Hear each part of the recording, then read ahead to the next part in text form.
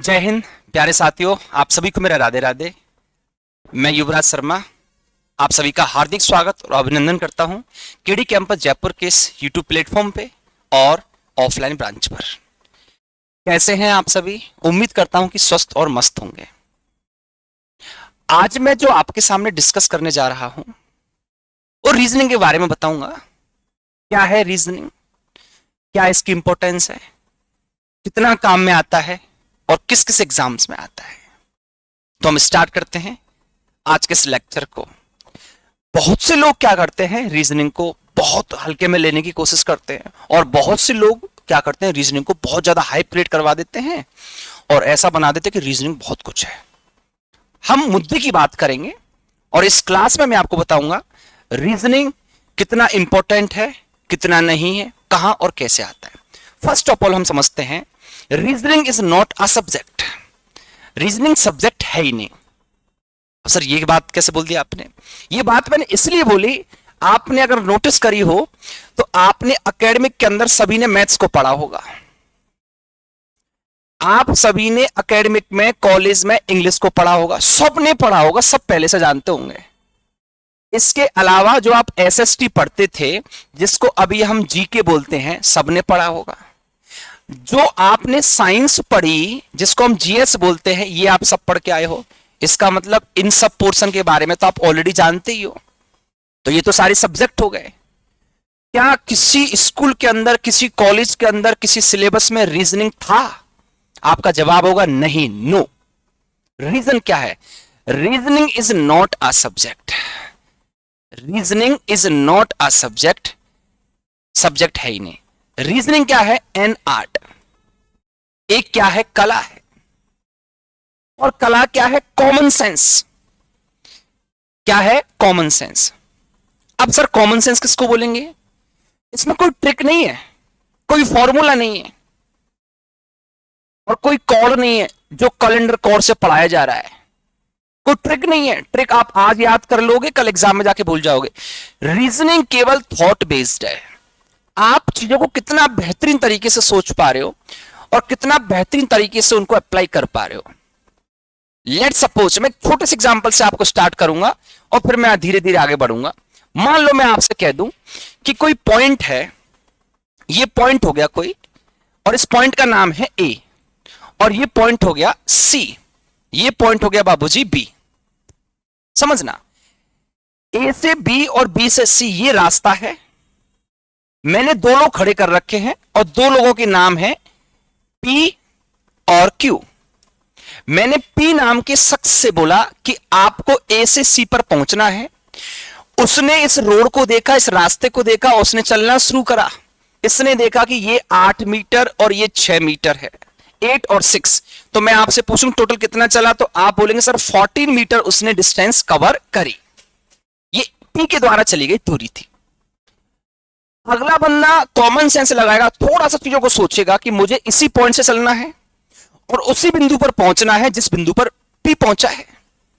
अब आप एक बात बताओ कि आप अपने घर से अपने खेत पर जाते हो गांव में, आपके साथ वाला बंदा बाइक से गया लेकिन वो तो रोड से जाएगा, और आपने क्या हुआ, खेत से निकल के सीधा उसके कुएं पे पहुंच गया, अपने कुएं पे।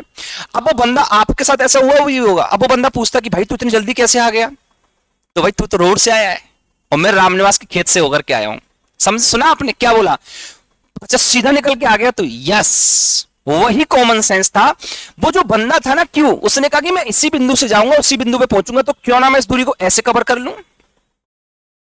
अब आप इसको थोड़ा सा ध्यान से गंदी निगाहों से देखोगे तो आपको इसमें नजर आएगा, क्या पता है आपको इसमें नजर आएगा? Right angle triangle. क्या नजर आएगा? Right angle triangle. इसको हम बोलते हैं राइट एंगल ट्राइंगल। अब सर राइट एंगल ट्राइंगल क्या हो गया? सर ये हो गया समकोण त्रिभुज। क्या हो गया? ये समकोण त्रिभुज। अब इसका मतलब क्या होगा?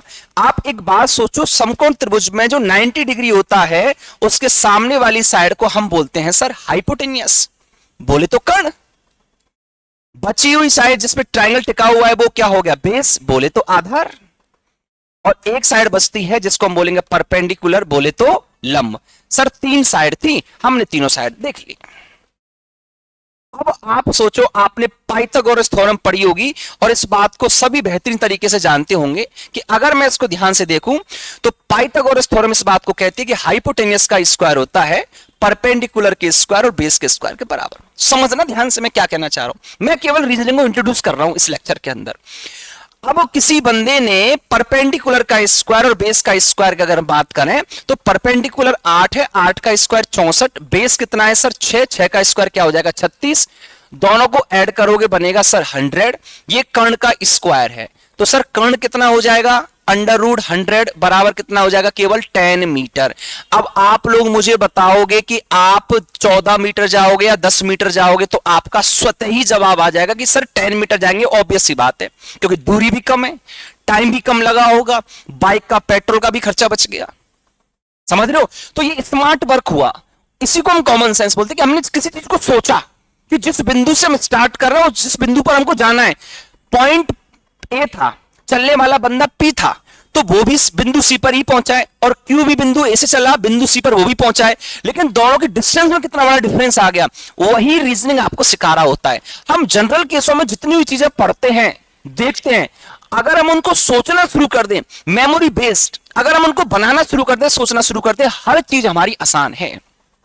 ये मैंने एक छोटा सा एग्जांपल दिया, अब समझ लो, मान लो मुझे कुछ नहीं आता, आप बिगनर हो, आपको कुछ भी नहीं आता, आप नील बटा सन्नाटा हो, आप एग्जाम में जाने वाले थे, आपके टीचर ने रीजनिंग में ये क्वेश्चन पढ़ाया, मैंने कहा रीजनिंग का क्वेश्चन नहीं है, मैं गेम खेल रहा हूं। अब मेरे गेम में क्या हुआ, एक स्लाइड खुली और उसमें कहा कि अब आपका अगला गेम का पजल ये है कि आप इसमें त्रिभुजों की संख्या गिनो। अब हमने त्रिभुजों की संख्या को गिनना शुरू किया, तो ये तो हमने सीख लिया, मान लो 1 2 3 4, ये 4 ट्राइंगल हो गए, इंडिविजुअल अलग अलग दिख रहे हैं। अब फिर मैंने कहा कि जब दो ट्राइंगल को भी मिला के देख लूं, क्योंकि एक भी ट्राइंगल कम हुआ तो गलत क्यों ना है, तो मैंने इसको मिलाया 1, इन दोनों को मिलाया 2, इन दोनों को मिलाया 3, इसको मिलाया 4, तो 4 मैंने और बना लिए, दो ट्राइंगल को मिलाने पर 4 और बन गए। अब मैं 3 ट्राइंगल को जब मिलाऊंगा तो कोई ट्राइंगल बनेगा ही नहीं, और 4 को मिलाऊंगा तो स्क्वायर हो जाएगा, तो नंबर ऑफ ट्राइंगल मेरे कितने आ गए 8। ये क्वेश्चन हमारे सर ने हमको सिखा दिया, आप इसको सीख के गए। अब हर चीज एग्जाम में सेम तो आनी नहीं, लेकिन पैटर्न तो चेंज नहीं हो सकता, क्वेश्चन ही तो चेंज होगा। अब इस बात को ऐसे सोचो कि एग्जामिनर ने क्वेश्चन क्या करा कि वो थोड़ा सा घुमा गया क्वेश्चन को और आप वही कंफ्यूज हो गए। उसने कहा कि भैया बताओ बनने वाले त्रिभुजों की संख्या कितनी होगी। अब समझना लड़का चकराता कैसे और क्यों चकराता है। अब वो इसमें गिनना शुरू करेगा और जैसे गिनना शुरू करेगा तो टाइम तो वेस्ट करेगा ही करेगा, और ये 100% गारंटी कि जो बिगनर होगा वो उसमें गलती भी करेगा। टाइम वेस्ट करा, नेगेटिव मार्किंग हुई, समझना मेरी बात को, और क्वेश्चन भी गलत हो गया। इसका मतलब एक गलत करने का 3 नुकसान हो रहे हैं बड़े। अगर थोड़ा सा कॉमन सेंस होता तो वो बंदा इस बात को सोचता कैसे कि मैं इसमें ट्राइंगल गिनूंगी क्यों। मैंने बोला क्यों भैया, उसने कहा कि अगर मैं इस लाइन को हटा दूं तो बाबूजी मुझे इसमें 8 ट्राइंगल नजर नहीं आ रहे। बोले कैसे आए, ये तो मैं जानता था पहले से, ये तो मेरे को पहले से ही आता था। एक बिगनर 8 गिनेगा भी, उसको ये भी नहीं पता कितना आंसर इसका आना है, उसको पता ही नहीं है। हम लोगों को ये पता चल गया कि 8 तो हमें ऑलरेडी पता है, हम लीड लेकर के बैठे 8 की। तो केवल एक लाइन जैसी इसमें बढ़ी तो हमें यह पता चल गया कि 2 ही पार्ट तो हुए, करेक्ट आंसर। अब आप सोचो हमने कॉमन सेंस क्या लगाया, हमने सोचा कैसे किसी चीज को कि हमने केवल इसने 2 ट्राइंगल पे एफर्ट्स डाले और वही हमारे क्वेश्चन का सटीक आंसर बना गया। अब इस पे बेस्ड कैसे भी क्वेश्चन दे देता, मान लो एग्जामिनर ऐसे ना देकर के वो कहते था कि बताओ बनने वाले त्रिभुजों की संख्या इस फिगर में कितनी होगी। अब वो लड़का कैसे सोचता, समझना वो कैसे सोचता, बोलता भाई इसमें कैसे गिनूं। अब आप बहुत इजीली गिन लोगे, आप बोलोगे क्या कि भैया अगर इस लाइन को हटा दूं तो इसमें ट्राइंगल कितने हैं, बोले सर 8 ट्राइंगल है, एक ही बार में आ गया। अगर ये लाइन एक होती तो 2 पार्ट कर रही होती, ये लाइन होगी तो 2 पार्ट ये भी कर दिया, 8 प्लस का 4 कितना हुआ सर 12 हो गया, कहानी खत्म। मैं कह रहा हूं रीजनिंग को आप रीजनिंग देखो ही मत, आप देखो समझो चीजों को कि मैं इसको सोच कैसे रहा हूं, एक गेम की तरह खेल रहा हूं मैं इसको, बहुत प्यार से गेम की तरह मैं इसको खेल रहा हूं, समझ रहे हो। मैं आपको एक बहुत प्यारी चीज सिखाता, लेकिन ये लेक्चर रिकॉर्ड हो रहा है इसलिए वो ऑफलाइन में आपसे ही पूछता, मैं आपसे ही नंबर पूछता मैं, और आपसे नंबर पूछ करके ही मैं उसका आंसर पहले लिख देता कि इसका आंसर यही आना है, आप कितना भी बदल दो, केवल कॉमन सेंस के बेसिस पे। अब लोग ऐसा कैसे हो सकता है, तो 100% करके दिखा दूंगा मैं, 110%। सिर्फ क्लास ऑफलाइन होनी चाहिए, क्योंकि आप मेरे को नंबर बोलोगे तभी तो मैं उसका आंसर बनाऊंगा। एक नंबर आपसे पहले पूछूंगा, 3 नंबर उसके बीच में आने होंगे, उसके पहले मैं उसका आंसर लिख दूंगा। ऐसा एक बार नहीं, 1000 डिजिट पे कर दूंगा मैं। लेकिन मैं जादू थोड़ी दिखा रहा हूं, मैं केवल ये बताना चाह रहा हूं रीजनिंग एक आर्ट है, कॉमन सेंस है। अब मान लो ये क्वेश्चन फिर से ऐसे बढ़ा दिया उसने और और कहा जी बताओ बनने वाले त्रिभुजों की संख्या कितनी होगी। अब तुम इसमें ज्यादा दिमाग लगाओगे थोड़ी, अब तो तुम खेल जाओगे इसमें।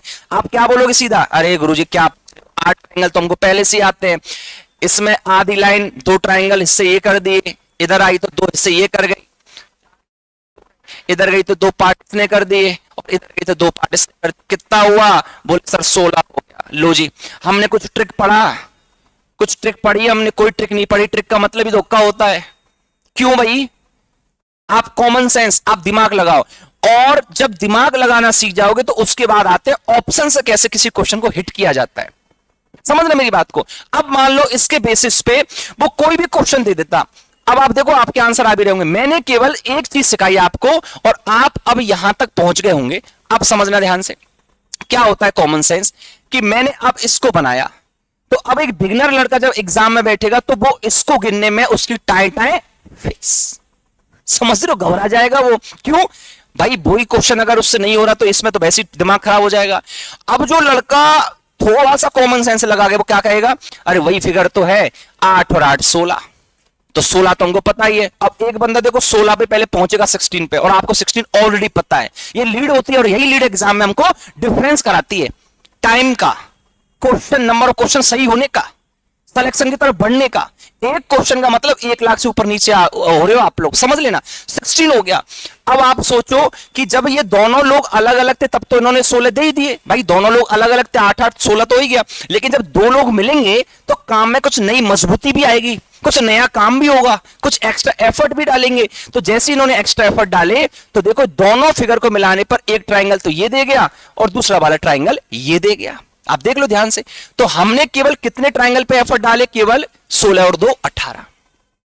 अब मैं ऐसी कोई भी फिगर बना दूं आपके सामने, कोई भी फिगर मान लो, अब मैंने ये फिगर मान ली होती तो आप बड़े स्मूथली इसमें एक चीज सोच जाते कि सर मैंने एक चीज यहां से नोटिस और कर ली। बोले क्या नोटिस कर ली, कि 3 फिगर से 8 24 तो सर मैंने एक चीज नोटिस और कर ली कि ऐसी 2 फिगर को मिलाने पर 2 ट्राइंगल और आते हैं, दोनों फिगर से मिलकर के बनते हैं। तो सर क्यों ना इनसे क्यों नहीं आ सकते, ये भी तो 2 फिगर मिलेंगी, तो फिर ये 2 फिगर भी तो मिल सकती हैं। तो आपने कहा जी 4 बनेंगे यहां से, 24 और 4 देखते जाना। अब फिर मैंने अगला क्वेश्चन आपके सामने परोस दिया कि बाबूजी इस क्वेश्चन को निपटाना, जरा इस क्वेश्चन के बारे में सोचना, इसकी शर्म करना थोड़ी सी, इसकी लिहाज करना थोड़ी, इसकी इज्जत करना। बोलोगे अब इज्जत नहीं करेंगे गुरुजी, अब हम इज्जत इसकी करेंगे नहीं। मैंने कहा क्यों भाई, बोले हम इसको और भी बेहतरीन तरीके से सोच सकते हैं, हम इसको और भी बेहतरीन तरीके से। बोले कैसे, आप एक कॉमन सेंस की बात सोचो कि मैं इसको इस तरीके से तो निपटा रहा हूं, लेकिन मैं क्या ऐसे नहीं सोच सकता कि सर ऐसे स्क्वायर मैंने 2 देखे, कितने देखे 2, सेम 2 स्क्वायर है। अगर मैं इस 2 में से 1 माइनस कर दूंगा तो क्या बचेगा, 1 बचेगा। मैंने पीछे लगा दिया 8, आंसर बन गया 18, दैट्स इट। सर ऐसे कितने स्क्वायर है मेरे पास, बोले 3, 3 में से 1 कम करा, 2 पीछे लगा दिया, 8, खत्म आंसर। ये देखो चेक करो, आप चेक करो भाई साहब, ये सर कितने स्क्वायर हैं, बोले 4, 1 कम करूंगा, 3 पीछे टिकाऊंगा, 8, बोले खत्म आंसर। बोलो पलक झपकते ही आंसर आएगा। अब तुम ट्रिक रटते रहो, बेसिक समझते रहो, बेसिक तो सबको समझाना पड़ता है, जरूरी भी है। साम दाम दंड भेद हमारे पास हर तरीके होने चाहिए, लेकिन मैं तो कह रहा हूं सोचना है यार, कुछ भी नहीं करना नया, सोचना है। ये हो गया। अब समझो, और मैं कह रहा हूं कोई भी टॉपिक, हर एक टॉपिक को हम ऑप्शन से निपटा सकते हैं। बहुत सारी क्लिप आती है हमारी यूट्यूब पे, इंस्टाग्राम पे बहुत सारी वीडियो आती हैं। आप देखो सिलोजिज्म जैसे टॉपिक को, कथन निष्कर्षों जिसको लोग अलग अलग नियम से पढ़ाते हैं, रूल्स लिखाते हैं, फिर उसको वेन डायग्राम से सॉल्व कराते हैं। मैं कह रहा हूं वेन डायग्राम से तो मैं सॉल्व कराता ही हूं, उसको भी बहुत बेहतरीन तरीके से, लेकिन उससे भी खतरनाक तरीका जो कोई करा ही नहीं सकता, मैं उसको भी ऑप्शन से निपटा देता हूं। उसको भी अप्रोच लेना सिखाता हूं कि ऑप्शन से भी कैसे इसको खत्म किया जा सकता है। और बता दूं मैं आपको, डायरेक्शन डिस्टेंस जिसके लिए लोग दीवाने या पागल है, जिसमें कोडेड वाला आ जाए तो ओहो माशाल्लाह अलग ही लेवल का हो गया, वहां डायग्राम बनाने की आवश्यकता पड़ेगी। मैं कह रहा हूं मेंस जो क्वेश्चन प्री के अंदर आ रखा है एसएससी का, उसको भी मैंने ऑप्शन से कराया है, और एक ही नहीं, पजल सिटिंग तक के क्वेश्चन को ऑप्शन से कराया है। हम पूरी चीजों को क्यों सोच रहे हैं? क्वेश्चन तो दे रहा है, अपना काम कर ही रहा है, लेकिन अब एक बात सोचो, कोई सिटिंग का क्वेश्चन है और उसने सारी बातें हमको बताई, सारी बातें उसने अपने हिसाब से कह दी जो भी कहना था। अब उसने किसी सिंगल लाइन में बीच में ये क्वेश्चन आए हुए उनके बेस पे बता रहा हूं मैं आपको। इस बार के मेंस में पजल का क्वेश्चन आया था जिसमें उसने टॉप फ्लोर पे पूछा था कि टॉप फ्लोर पे कौन बैठेगा, और क्वेश्चन को पूरा पढ़ के सॉल्व कर रहे हैं। मैं कह रहा हूं उसका कोई काम ही नहीं था, रोल ही नहीं था उसमें। अब आप सोचो कि एक लाइन में कहीं उसने ऐसे फंसा दिया कि एच एम के ठीक बाईं ओर बैठा है, एच एम के ठीक बाईं ओर बैठा है, और पूरी लाइन कहानी चली रही है, लेकिन लास्ट में उसने क्या बोला कि बताओ एच के दाईं ओर कौन बैठा है। अब उसको पढ़ने का कोई मतलब था क्या?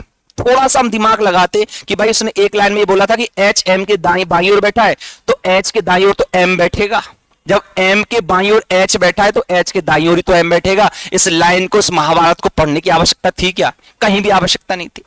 वही तो रीजनिंग हमको सिखा रहा है, समझना। आगे देखो, मैं आपसे कह रहा हूं कि राकेश इज फादर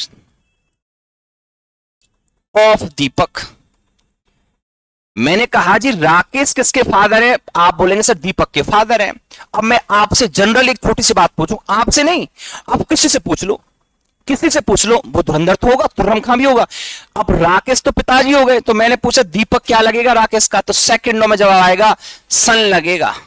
क्या लगेगा? सन, बेटा लगेगा, और वही ऑप्शन में लिखा होगा। अब ये तो ऑप्शन वाली बात तो है नहीं, क्वेश्चन ही नहीं है, तो बेसिक सी नॉलेज है, और वो बोलेगा बेटा लगेगा। क्यों? क्योंकि दीपक लड़का है, दीपक उसने नाम सुना है लड़कों का, निपटा देगा, खत्म।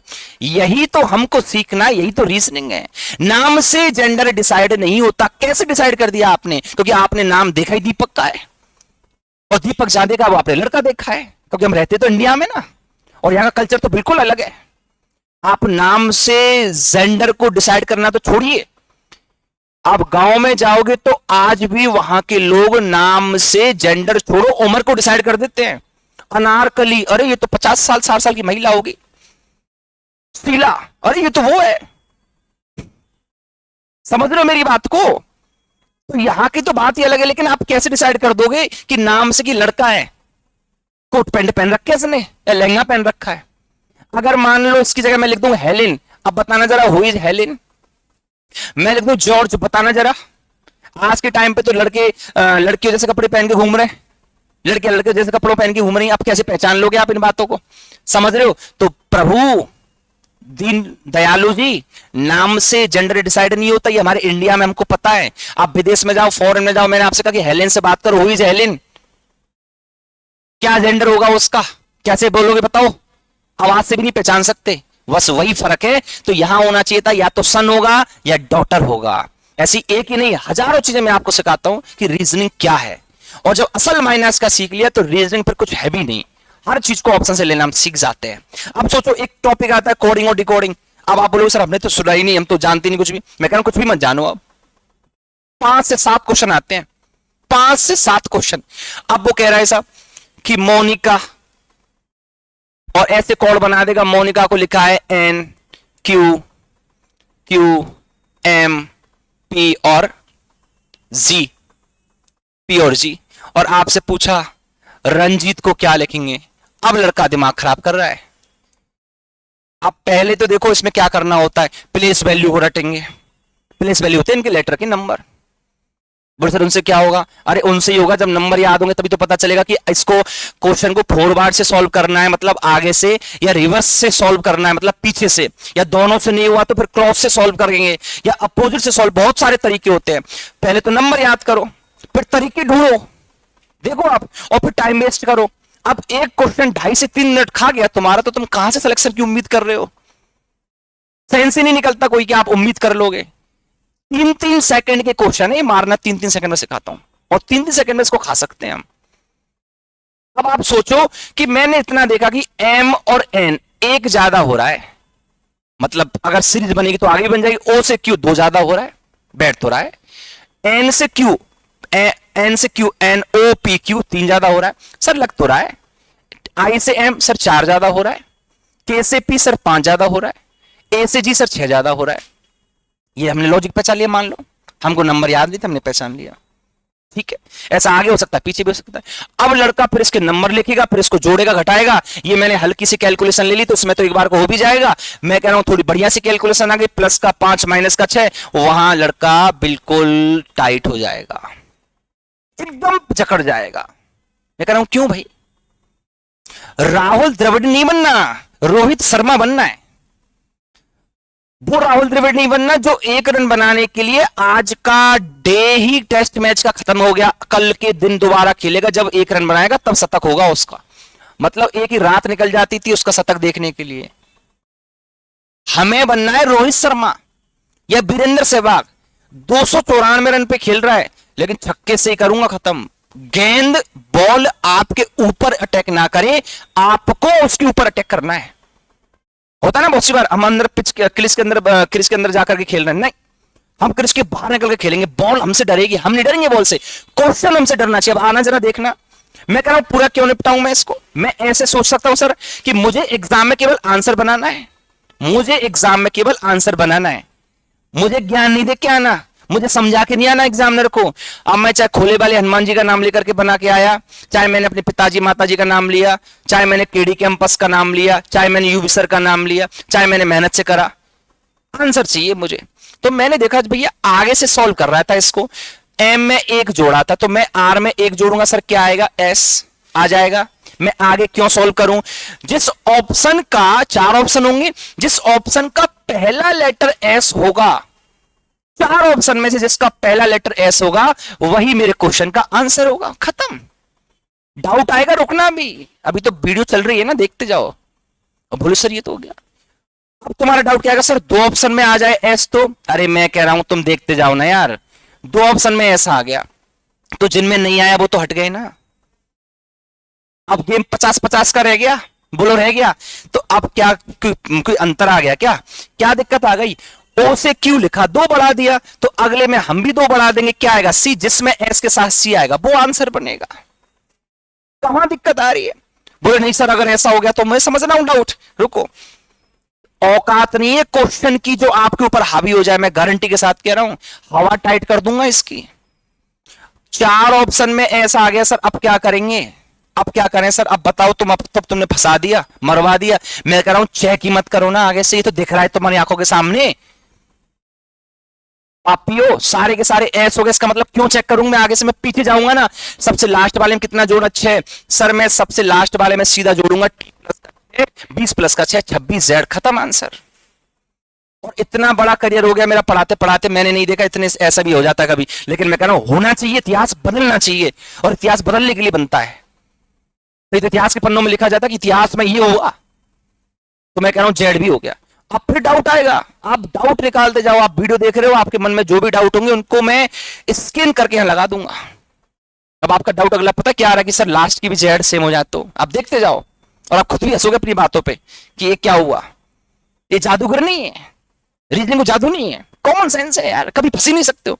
और जादूगर कह रहा मैं ये कर दूंगा, फिर उसके बाद उसने कुछ दूसरे गेम में लगा दी, नहीं, मैं कह रहा हूं करने दो, ये भी सेम हो गए, अरे बीच वाला उठा लो यार, कोई भी लेटर, बोले सर वो भी सेम हो जाए तो, अरे उसके साइड वाला उठा लेना, बोले सर वो भी सेम हो जाए तो, अरे इधर वाला उठा लेना, बोले सर वो भी सेम हो जाए तो, अरे मेरे काका, मेरे पुप्पा, ताऊ, जब सारे ही सेम हो गए तो आंसर ही नहीं बनेगा, दैट्स इट, खत्म। बोलो इसका मतलब फिर क्या हुआ, पहला भी सेम, दूसरा भी सेम, तीसरा सेम, चौथा सेम, छठवां सेम, तो भैया उसको अगर आंसर बनवाना है ना तो एक लेटर तो अलग रखना ही पड़ेगा, और जो लेटर अलग रखेगा वो आपको दिख जाना चाहिए कि ये सारे के सारे लेटर सेम है, अंतिम वाले भी सेम है, ये वाला अलग दिख रहा है मुझे, तो मुझे उसी पे काम करना है, उसी लेटर को मैं उठाऊंगा, उसी में जितना प्लस ऊपर वहां हुआ ऐसे में यहां कर दूंगा, बात खत्म। केवल कॉमन सेंस, समझ रहे हो, ये रीजनिंग है, कोई बहुत बड़ी तोप नहीं है। आप किसी भी एग्जाम में बैठ जाओ, किसी भी एग्जाम में, एसएससी के किसी एग्जाम में बैठ जाओ, रेलवे के किसी एग्जाम में बैठ जाओ, आप नवोदय के पेपर से स्टार्ट करो, वहां से रीजनिंग आता है मेरे दोस्त, यूपीएससी सी सेट तक सब में आता है रीजनिंग यार, सब में आता है। स्टेट के किसी भी एग्जाम में बैठ जाओ, छोटे से छोटे, बड़ा सा बड़ा, चाहे उसके 5 से 7 या 10 क्वेश्चन यहाँ, लेकिन आते जरूर है। क्यों? वो आपको चेक करना चाह रहा है कि आपका आईक्यू लेवल क्या, आप सोचते कैसे हो किसी चीज को। क्वेश्चन तो सब करना जानते हैं, लेकिन क्वेश्चन को खाते उड़ाते कैसे, उधेड़ते कैसे, वो आपको तरीका आना चाहिए। समझ रहे मेरी बात को? अब मैं कह रहा हूं आपसे कि मेरे पास एक नंबर है 1.5, 1.5 एक नंबर है, और उसको गुणा करना है 12 से। 1.5 एक नंबर, इसको कैसे करना है? 12 से। लड़का गुणा करने लग गया 12 से। मैं इसको लिखता नहीं, मैं बोल देता कि 1.5 का 12 गुना करना, वो 12 गुना कर रहा है, 1.5 का पहाड़ा पड़ रहा है, 1.5 कम 1.5, 1.5 दूनी 3, पढ़ता रहे, कुछ नहीं होना। अब उससे मूर्ख से ये पूछो कि मैं बोल रहा हूं कि 5 का गुणा 6 से करना है, तब भी 30 आना है, 5 गुणा 6 30 आना है, और अगर मैं 6 गुणा 5 करूंगा तब भी क्या आएगा? 30। कोई फर्क पड़ा? ए गुणा बी कर लूंगा, बी गुणा ए कर लूंगा, आना तो ए भी ही है। बोलो। तो अब ऐसे सोचो कि 1.5 जैसी मैंने बोला तो नंबर डेसिमल में तो हमारी हवा टाइट हो गई, तो मैं 1.5 का 12 गुना करूं या 12 का 1.5 गुना करूं, बात तो वही है। सोचने का ही तो तरीका है। अब आ रही होगी ना अपने ऊपर हंसी कि सर ये तो हमने सोचा ही नहीं, 1.5 का 12 गुना करूंगा तब भी वही आंसर आना है, तो 12 का मैं 1.5 गुना करूंगा। बोले सर क्यों? आसान है। 12 का 1 गुना 12 होता है 12, और 12 का फिर आधा करना पड़ेगा क्योंकि 1.5 करना था, तो 12 का आधा क्या होता है? 6, तो 12 का 1.5 गुना क्या हो गया? 18 हो गया।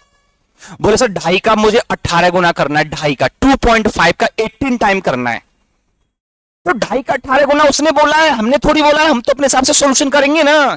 18 का 2.5 गुना, 18 दूनी 36, और 18 का आधा 9, कितना हुआ? 45। खत्म। बहुत कुछ सीखने को मिलेगा और बहुत कुछ सीखा भी होगा आपने। ज्यादा मैं लंबी इस वीडियो को रखूंगा नहीं, ठीक है?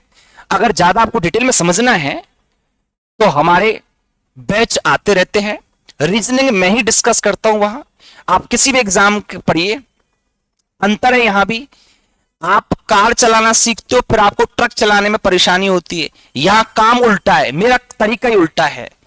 यहां स्टार्टिंग तो मैं कार पे बिठाऊंगा तुम्हें, लेकिन मेरा फोकस होगा मैन किस पे? ट्रक पे। कि आपने ट्रक को, बस को चलाना सीख लिया, बड़े व्हीकल को चलाना सीख लिया, तो क्या छोटे व्हीकल को नहीं चला पाओगे? बहुत स्मूथली घुमा दोगे। गुरु जी 4 ही तो गियर है, क्या दिक्कत आ रही है? वही तरीका तो सीखो, वही चीजें सोचो। नाम के पीछे तो लगा दिया घर वालों ने, नाम के आगे जो लगेगा ना वो आप लगा के ले जाओगे। उसके लिए मेहनत करनी पड़ेगी। और मेहनत कैसे होगी? सब लगे हुए मेहनत में। मेहनत में स्मार्ट अप्रोच क्या है आपके पास, तरीके क्या है? लड़की का फादर जब रिश्ता करने जाता है तो 100 लड़के देख करके आता है, एक लड़का फाइनल करता है, उसमें सारी की सारी कमियों से कंपेयर करके कि अरे उसके पास मकान नहीं था, इसके पास मकान भी है, उसके पास सरकारी नौकरी नहीं थी, इसके पास सरकारी नौकरी भी है, अरे उस लड़के के सर में बाल कम थे, इसके बाल भी ज्यादा है सर में। ऐसे एग्जामिनर आपसे ये देखेगा कि आप लोगों से कितने बेहतर हैं, क्यों बेहतर हैं। मैं कह रहा हूं 100 क्वेश्चन आपको दे दूंगा, 3 दिन का टाइम दे दूंगा, आपको दुनिया की ताकत नहीं जो आपको रोक के दिखा दे, आप क्वेश्चन करोगे 100 में 100।